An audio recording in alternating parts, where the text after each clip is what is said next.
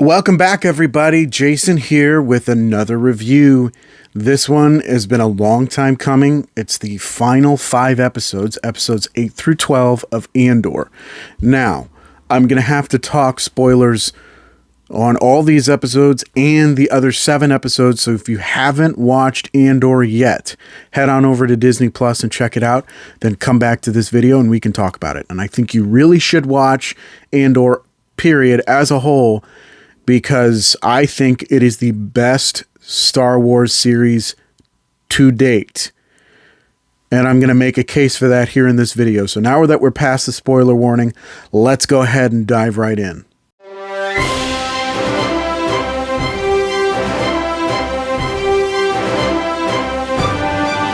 Now, these last few episodes of Andor, along with the first 7 episodes, really cemented the fact that this is the best Star Wars show I've seen so far.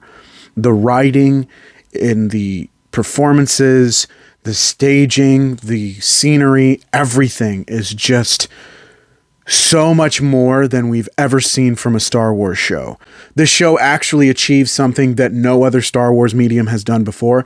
It made the Empire terrifying, especially in the finale. These stormtroopers don't miss a single shot in that final battle at the end of the season. This time, unlike other reviews where I've talked specifically about each episode, I am going to be talking specifics, but I'm not going to talk about each individual episode. I'm kind of going to lump everything together as one, because that's really how the series is meant to be seen anyway.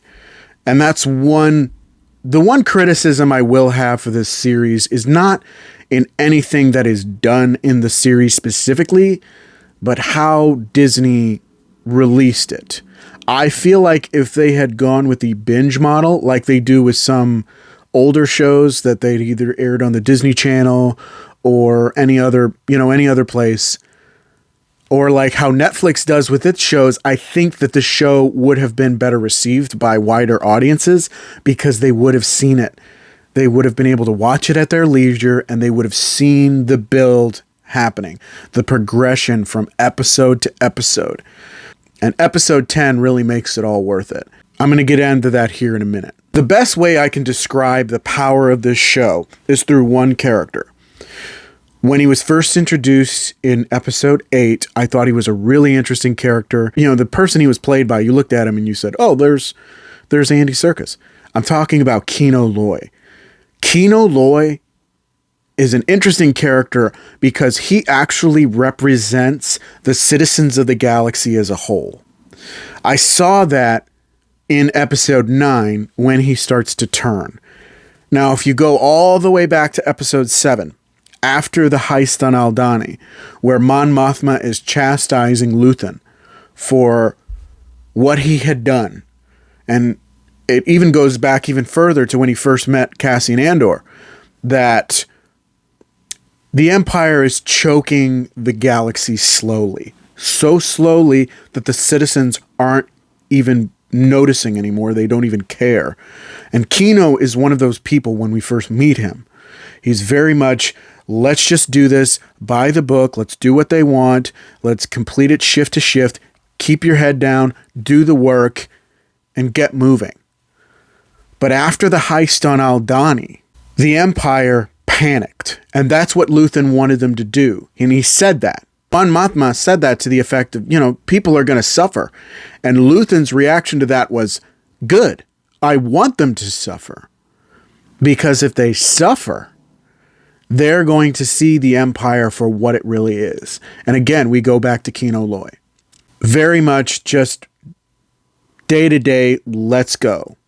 Then in episode 9, when they find out that the entire second floor of the prison, on Narkina 5, was wiped out, he starts to kind of waver a little bit. He's like, let's just keep going. Let's just keep doing this. Keep your heads down. But then when he finds out why those people were eliminated, that the Empire is not honoring sentences anymore.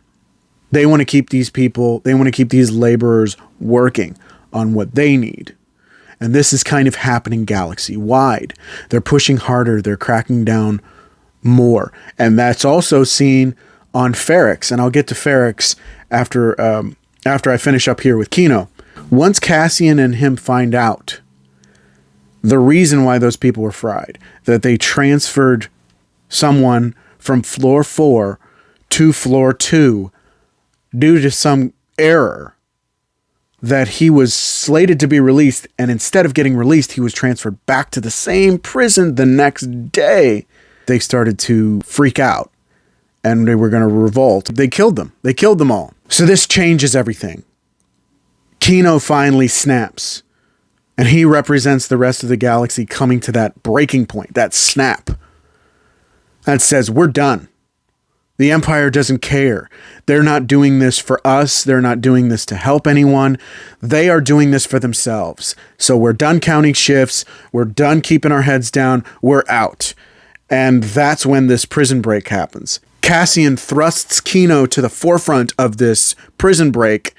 He delivers this very emotional address. That's like, just get out, just go. We just keep going, keep moving. Somebody falls, pick them up, get them out.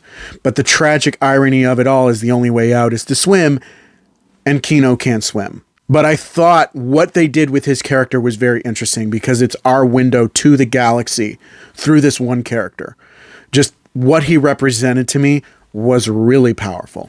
Luthen Rial is an interesting character because even though we know what his motivations are thanks to that lengthy monologue he delivers to Lonnie in the underbelly of Coruscant in episode 10, we're not quite sure where the genesis of those motivations came from. What put him in this fight? I mean, he's willing to sacrifice anything, sacrifice anyone, including, of course, Anto Krieger, to the ISB. Now, Lonnie was another interesting one. I did not see his double life coming at all. I kind of want to go back and see if I can spot clues that he's the mole. It's interesting because Luthen says in that monologue that he's never going to see anything. He's never going to see the fruit of his labors. He's never going to see anything come to fruition. He's doing this knowing that there's no parade, there's no reward. But then, of course, he goes to Ferrix with the intent to kill Cassian, because if Cassian gets captured, he's afraid that he's going to rat him out, so he has to eliminate him. But while he's on Ferrix, during that rebellion, which was incredible, by the way, he sees the message from Marva that she recorded before her death that was played during her funeral procession. I thought that was a powerful speech. It made Marva one of the most crucial characters in Star Wars history because she's the one who inspired Cassian, along, of course, with Nemec and his manifesto. She inspired Cassian to become part of this rebellion and a crucial part of this rebellion. But Luthen, through that moment in Ferrix, is actually seeing that what he's doing is working. People are waking up. They're standing up and they're rising to fight the Empire, which is what they do on Ferrix. And I thought that was a really cool arc for his character to have, especially after seeing that monologue in episode 10. Now, Mon Mothma takes an interesting journey throughout this season as well. We know where she ends up. She's the leader that unites the rebellion. But right now, she's just a senator who's trying to do what she can for the people, but the Empire is blocking her at every turn. They're catching on to her. In fact, as she had mentioned earlier on in episode 4, I think, that the Empire is cracking down on her so hard that she knows her driver is an ISB plant. And something interesting that I don't think, I hope people picked up on in the finale, when she's in this car ride with her husband, and she mentions he's been gambling again. Now, she's got this whole thing where she's been taking money out of her family trust and filtering it into the rebellion. She's kind of been bankrolling the rebellion this entire time. That's the way that she feels she can do this at this stage while still trying to fight it in the Senate. And her accountant friend, tells her she's 400 million credits in debt. Her only way out is to get an expensive loan from this prestigious banker on Chandrila, and the only way he will give it to her is if she introduces her daughter to his son for this arranged marriage thing that's tradition on Chandrila that she's vehemently against, but her daughter is very much into. She's very much a believer in these past traditions. So at the end of the finale, of course, Mon Mothma just feels like, well, if she's going to be into it anyway, and this is our only way out, we might as well just give it a try. But going back to that conversation in the car, she says, "You've been gambling again." And I'd be hard pressed to find out where the money came from. That conversation was not for her and her husband. That conversation was for the driver, the ISB plant. So with that 400 million credits missing, she has now planted a seed within the ISB that says, we're going to scan her accounts to see if everything's good, if there's no irregularities. Oh, 400 million credits is missing. Where did that go? Oh, wait, she mentioned that her husband's been gambling and has been gambling again. So that's where that came from.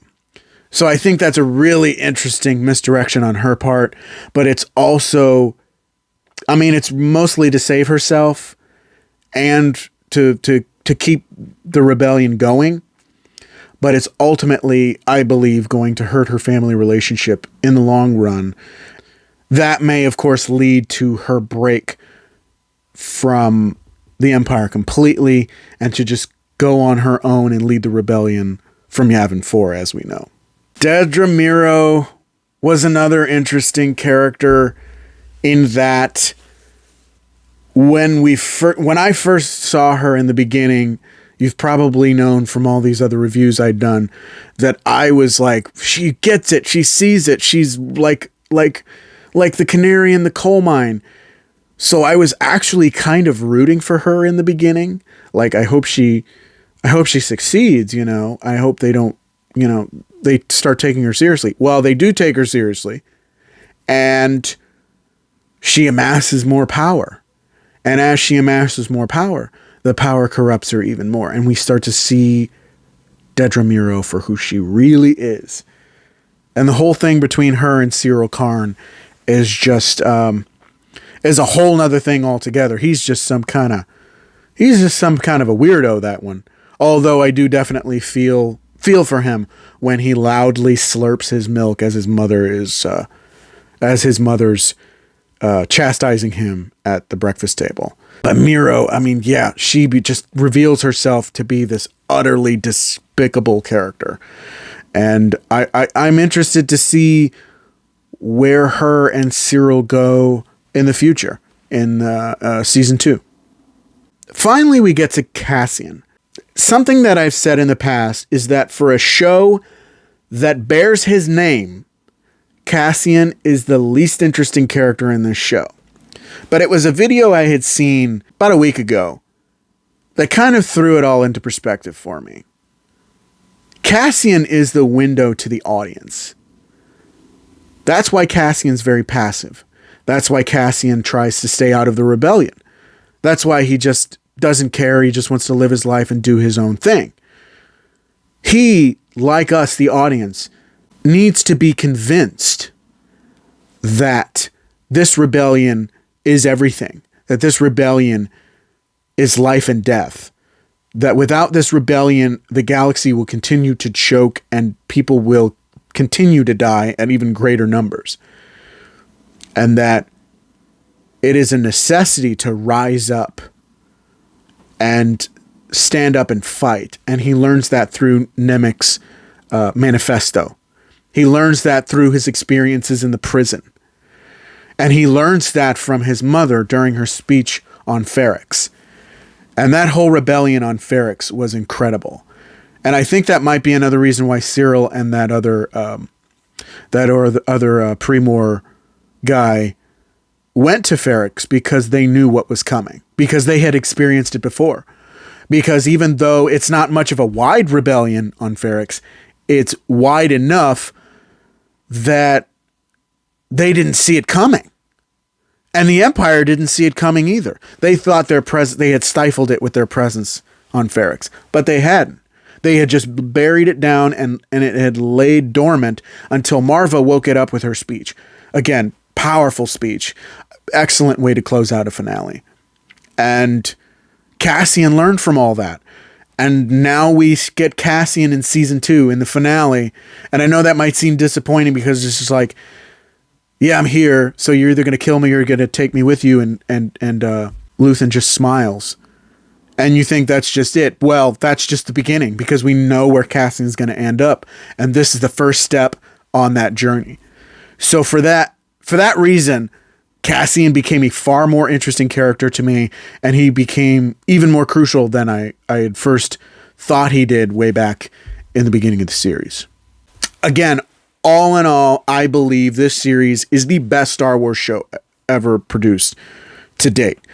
It's drama, it's action, it's intrigue, mystery, the landscapes, the sets, the visuals are incredible and really, really, really build the world of Star Wars. I like the idea that this show follows ordinary people as they're being oppressed by the Empire rather than just another Jedi or Force-wielding character or another Skywalker. And I do like that this really does set up things to come in Rogue One.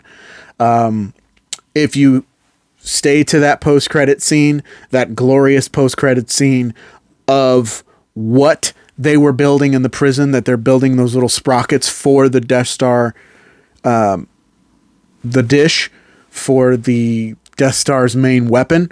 I thought that was really cool. But this show, it's just so fantastic. I can't say any more good things about it. I really can't wait for season 2. Even though we're probably going to have to wait for a while, but I'm in. I'm all in. As a result, I'm giving these last few episodes, Andor as a whole, 5 out of 5. Again, best Star Wars series to date. But that's just my opinion. Let me know what you thought of Andor down in the comments below. Do you agree? Do you disagree? I want to hear from you. If you enjoyed this video, click the like button. If you want to see more videos, subscribe to my channel, click the notification bell to get updates on all my future videos. Thank you so much for watching, as always, and until next time, may the Force be with you.